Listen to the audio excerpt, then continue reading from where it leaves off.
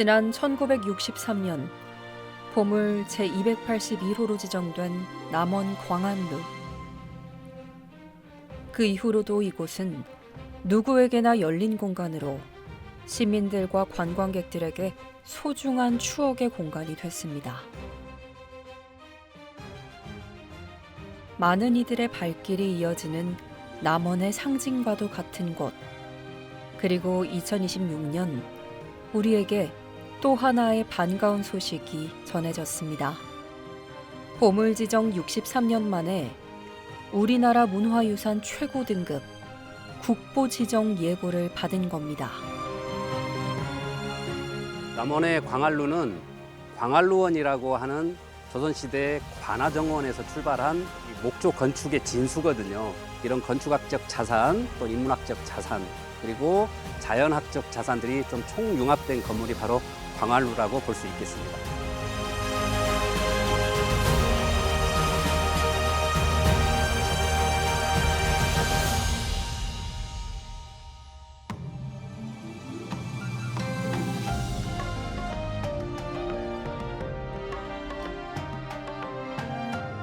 오랜 세월이 흘러도 사람들의 기억 속 광안루가 갖는 의미는 변하지 않습니다. 달빛 아래 사랑을 맹세한 춘향과 이도령. 수백 년의 세월이 흘렀어도 광안루는 단순한 누각이 아닌 사랑과 그리움, 그리고 약속의 공간으로 남아있죠. 광안루를 이야기할 때 빼놓을 수 없는 인물, 춘향. 하지만 알고 보면 이곳 광안루는 단순히 사랑 이야기만 머문 공간이 아닙니다. 유구한 역사만큼이나 많은 이야기들이 차곡차곡 쌓여왔습니다. 소설 춘향전의 무대이자 호남 제1루로 꼽히는 광안루. 이곳 하면 꼭 언급해야 하는 인물이 있습니다. 바로 황희정승인데요. 광안루의 처음이 그로부터 시작됐기 때문이죠. 조선의 명제상 황희정승으로부터 시작돼 건립 이후 무려 630여 년의 역사를 품어온 광안루.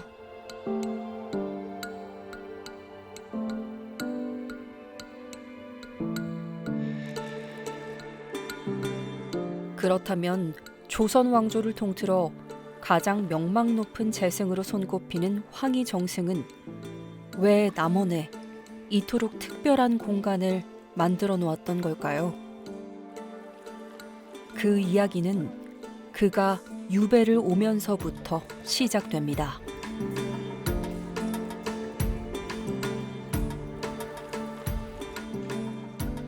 황희정승이 남원으로 유배를 오게 된 계기가 있나요? 원래는 양녕대군이 그 세자의 지위를 갖고 있었는데 이제 폐위가 되잖아요. 황희정승은 그걸 반대를 하면서 파주로 유배를 가게 되죠. 근데 너무 이제 한양과 가깝다 해서 남원으로 다시 바로 옮겨지게 되는데요. 그게 1418년이에요. 이분의 할아버지 묘소가 남원 대강에 있어요. 그 바로 옆에 이제 순창에는 그분의 할머니인 강씨의 묘가 있고요. 사실 황희정승의 선조였던 황감평이라는 분이 계시는데 그분이 여기에 서실을 뒀다고 그래요. 이 서실을 허물고 광통루라고 하는 누각을 지으면서 시작됐고, 정인지라고 하는 하동 부원군의 장인이 이제 이름을 광안루로 이름이 바뀌면서 달나라의 궁전을 상징했던 그런 내용을 담은 이름이 이제 계칭이 되면서 역사에 등장을 하죠.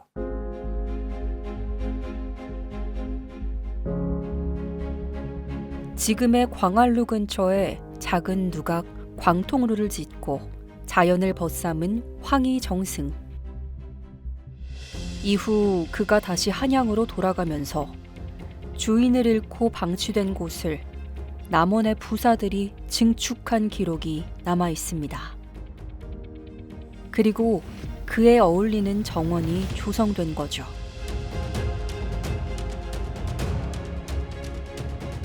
유교의 사상은 사실은 이제 고려시대 불교 사상과는 좀 달리 선비들의 문화들이 굉장히 많죠. 자연을 빌려서 조경을 만든다. 이걸 이제 차경이라고 하는 용어를 쓰는데 차경을 통해서 목조 건축을 빛나게 하려면 뭔가 조경이 필요하겠다라는 걸로 어떻게 보면 선비들이 그 정원을 만들게 된 배경이 되었고 한국에 4대 누각이 있는데 그 중에 4대 누각 중에 하나가 남원 광안루, 이제 평양에 있는 부병루, 진주의 촉성루, 그다음에 밀양의 영남루 보통 이야기하는데 관아에서 조성한 관형 누각이라는 게 특징이 있어요. 관아에서 만든 정원이 요즘식으로 말하면 이걸 지방 정원이라고 하거든요. 이 지방 정원이 만들어짐으로 인해서 지속 가능한 활용도적인 측면에서 고을 수령의 통치력이 발휘됐던 인문학적, 자연학적 유산을 같이 모아놓은 곳이라고 볼 수 있겠습니다.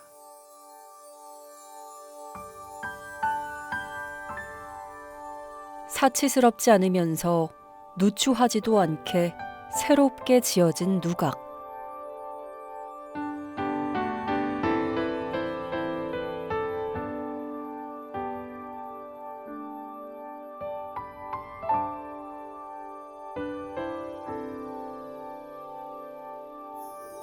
이 누각에서 바라본 풍경은 현실을 뛰어넘는 이상향의 세계 그 자체였습니다.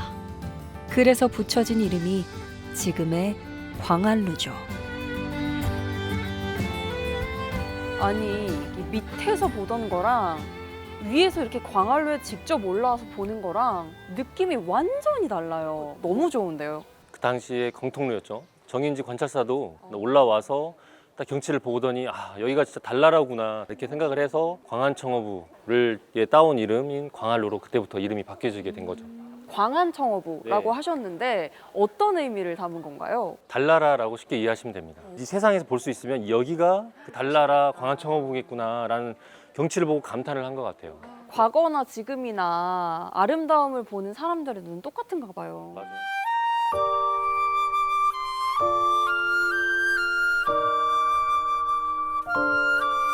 이곳에는 천상의 사랑 이야기도 재현돼 있습니다.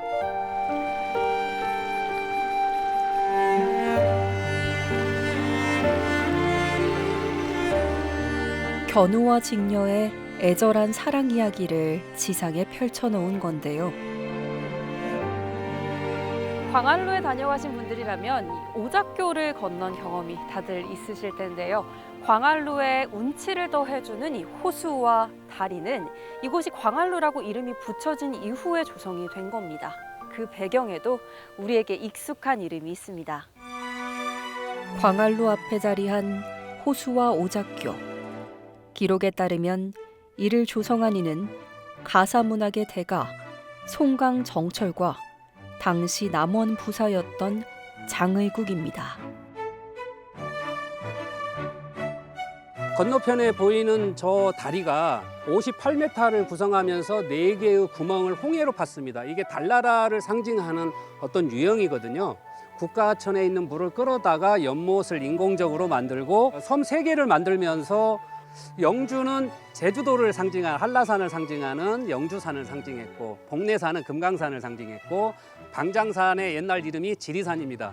지리산을 상징하는 방장섬이라고 이렇게 불렸죠.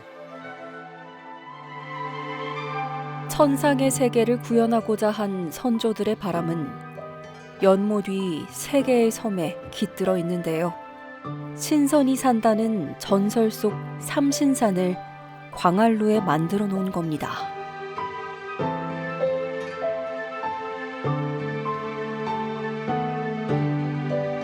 또 다양한 생물들이 평화로이 머무는 연못은 신선들의 쉼터인 동시에 백성들의 평화와 안녕을 바라는 배려의 공간으로 조성됐습니다. 이 자라가 바라보는 곳이 굉장히 길지라고 해요. 자라가 가지고 있는 고유한 특성이 있었기 때문에 그래요. 왜냐하면 장수, 그리고 풍농, 이 관영정원, 지방정원, 관아정원이라고 알려져 있는 광안루원이 좀 오랫동안 많은 사람들한테 사랑받았으면 좋겠다라고 하는 의미가 있고, 이제 잉어는 조선시대 때까지도 유교의 학자들이 가장 좋아했던 민물 어류가 잉어였습니다. 관찰사들이 이 누각을 통해서 백성들과 함께 하고자 했던 마음들이 담겨 있는 거죠. 달나라 궁궐 광안청 허부를 지상에 옮겨놓은 조선시대 대표적인 누각. 보물 광활루의 매력은 가까이 다가서서 볼 때 더욱 빛을 발하는데요. 광활루가 갖는 또 다른 매력은 역사와 문학이 살아 숨쉬는 공간이라는 건데요. 이게 지금 규모로 보나 미학적으로 보나 네. 뭔가 그 당시의 기술로 이 누각을 만들었다는 게 저는 믿기지가 않거든요. 네, 그 당시에 이제 사찰에 계신 분들이 많이 투입이 되거든요. 그러니까 사찰은 큰 건물들이 많잖아요. 대웅전이나 이런 큰 네, 건물도 많이 하시기 그쵸. 때문에 그런 스님들 중에서도 이런 전문 기술자분들이 계시거든요. 그러다 보니까 그런 분들이 이 건물 광활루를 지을 때 참여를 하시다 보니까 그 불교적인 요소들이 많이 들어가 있어요. 용 예를 예, 들어서 용이라든지. 당대 최고의 기술력이 다 이렇게 집대성 돼서 만들어졌기 때문에 또 호남 제일루라는 명칭을 얻게 된 거군요. 맞습니다. 호남제일루라는 명칭을 그렇게 쉽게 부여할 수는 없죠. 아무데나.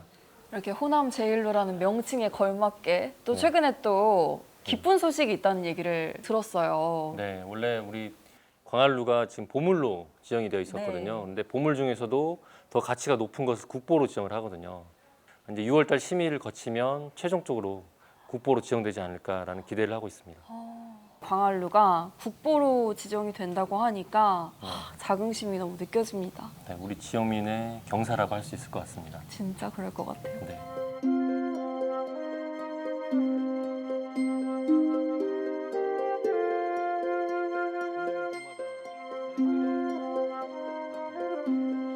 독특한 게 다양한 편액들이 걸려져 있어요. 맞아요. 여기 그래서 광활루를 지었던 중수 기록이라든지 네. 광활루에서 올라와서 이 경치를 감탄하고 쓴 시들이 많이 걸려 있습니다. 선비들의 시심을 자극한 달나라 궁궐. 그 흔적이 지금도 오롯이 남아 전하고 있습니다. 하늘에 보배로운 달 궁전을 본떠 누각을 세웠고 오작교는 굽어 들어간 난간머리와 서로 베개를 교차하듯 맞닿아 있네. 그윽한 향기 풍기는 날 햇살은 맑은 요천을 비추고 밤새 머물던 안개 자취를 감추니 봄철의 꽃들이 화창하네. 꽃이 만발한 즈음 천리 밖의 사람을 그리워하는데 달은 밝아오고 신선 세계로 들어가니 마치 신선이 된 듯하여 인간 세상의 모든 시름을 잊어버리네. 평화롭고 신비로운 공간. 그러나 이곳에도 슬픈 역사는 새겨져 있습니다. 사실은 남원에는 이제 정유재란이라고 하는 슬픈 역사가 있지 않습니까? 정유재란 때는 남원이 완전 초토화가 됐거든요. 이제 다시 복원을 해야 되지 않느냐라고 하는 취지로 신감이라고 하는 분이 남원 부사로 부임하면서 1626년 그때 이제 남원 광활루를 다시 복원하게 됩니다. 현재의 모습이 그때의 건물인데 본루가 한 50평, 이제 오른쪽에 있는 날개 누각이 익루, 그리고 뒤쪽에 현관 누각으로 볼 수 있는 월랑. 그래서 남원 광활루는 세 부분의 건축 유산으로 이렇게 형성이 되어 있어서 국보로 지정되는 데 있어서 굉장히 중요한 역할을 한 이런 공간이 되겠습니다. 코끼리상이 이제 월랑에 이렇게 조각이 되어 있는데 이 코끼리는 사실 한반도에 있지 않는 동물이죠. 굉장히 국제 교류가 활발해서 외교의 어떤 선물로 받았을 가능성이 높죠. 그 월랑에 코끼리가 조각돼 있다는 것은 사실 이 지역 사회인 남원이 행정의 중심지 역할을 많이 했다라는 것을 알아볼 수가 있겠습니다. 남원은 원래 고룡군이라고 하는 용과 관련된 전설이 있는 고장이거든요. 그러니까 용과 관련된 어떤 신선 사상이 도교를 통해서 들어왔을 가능성이 높고 별주부전 자체가 도교의 영향을 받은 소설이라고 많이 알려져 있거든요. 그러다 보니까 토끼와 자라와 관련된 어떤 조형물들이 많이 있는 게 바로 남원 광활루원의 특징이 되겠습니다. 정유재란의 화를 딛고 새롭게 복원된 광활루. 그러나 이곳에 또 한 번의 위기가 닥칩니다. 일제강점기 한반도 전역의 전통적인 공간과 건축물을 식민 통치의 장으로 삼은 일제. 당시 광안루는 일본 헌병대 사무소와 감옥으로 사용됩니다.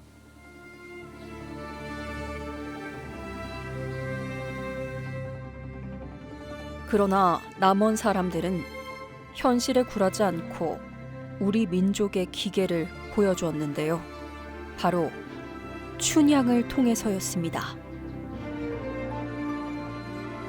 남원사당은 여류의 문화가 담겨 있는, 어떻게 보면 남원의 여성의 문화가 담겨 있는 굉장히 고유한 공간이거든요. 1930년대에 남원의 소리꾼, 남원의 춤꾼, 남원의 어떻게 보면 여류 명인들, 우리가 이제 소위 말하는 기생이라고 잘못 알려져 있는 이런 많은 분들이 좀 악의 기운을 물리치고 좀 선한 기운은 널리 전파하는 그런 기운을 춘향전을 통해서 이미 익혔는데, 춘향 사당을 통해서 남원의 문화를, 또 춘향의 어떤 춘향전에서 고유하게 내려왔던 문화들을 좀 유형화한 사당이라고 좀 볼 수가 있겠어요. 자, 그래서 1931년에 조성해서 최초의 춘향제가 출발하게 된 또 배경이 되었던 공간입니다.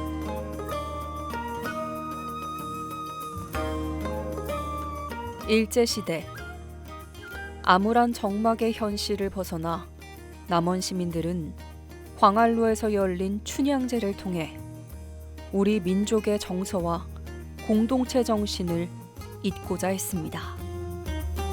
그런 남원의 공간에 일제가 신사를 이 건너편에 있는 산인 금암봉에다 신사를 짓고 한국 신민화를 했던 그런 어려운 시기였는데, 이렇게 가다 보면 남원의 정신이 없어지고 남원의 기계가 없어지고 남원의 어떤 문화가 없어지기 때문에 이 축제를 통해서 남원의 문화를 좀 응집했던 역할, 그리고 남원 여성들이 중심으로 해서 만든 행사에 전 남원 시민뿐만 아니라 인근 고을 백성들이 다 와서 셀 수 없을 정도로 그런 공간을 빽빽하게 수십만 명의 이렇게 어떻게 보면 그 인파가 몰렸거든요.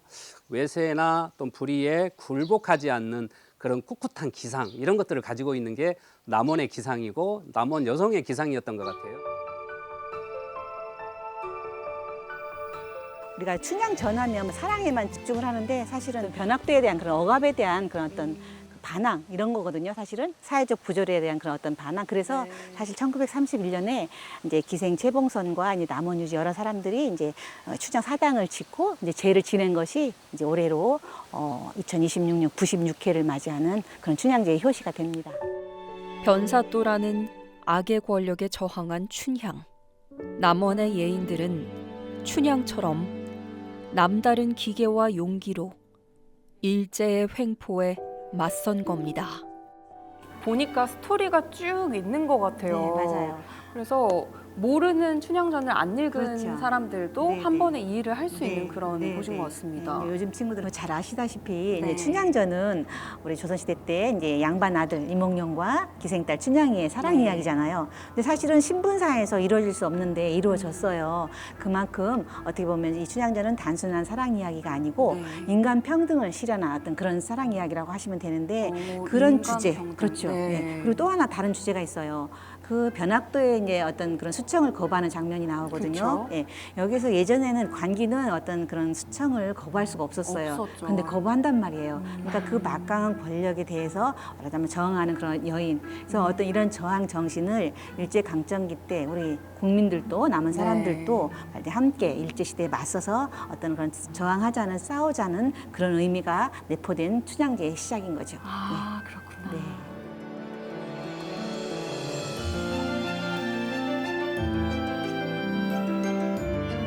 광안루라는 상징적인 공간을 지켜내고 춘향이라는 인물을 통해 시대와 호흡해온 남원. 남원 사람들의 일상 속에 여전히 함께하는 광안루는 앞으로도 더 많은 시대의 이야기를 품을 달의 궁전으로 더욱 빛이 날 겁니다.